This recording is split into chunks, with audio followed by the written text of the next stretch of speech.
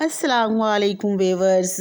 ये वीडियो बतौर सदका जारिया है। जैसे सर्दियों का मौसम चल रहा है और आगे भी मज़ीद सर्दी आनी है और हम सब लोग शूज़ वगैरह पहनते हैं, तो हमारे नबी सल्लल्लाहु अलैहि वसल्लम की सुन्नत मुबारक क्या है ताकि हम अपने देहाती एरिया में और अपने शहरी एरिया में भी ऐसी मोज़ी जानवरों से, मोज़ी हशरात से हम बच सकें। हमारे नबी सल्लल्लाहु अलैहि वसल्लम जूता पहनने से पहले बिस्मिल्लाह पढ़ते और 3 बार अपने जूतों को झाड़ते और अपना बायां पाँव बाएं जूते के ऊपर रख कर खड़े हो जाते।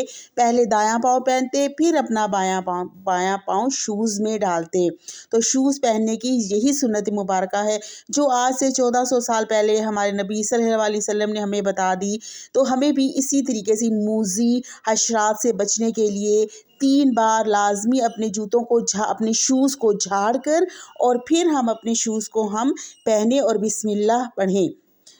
और व्यूअर्स, इस वीडियो को ज़्यादा से ज़्यादा शेयर करें और लाइक करें ताकि ये पैगाम हमारा सब तक पहुंच सके।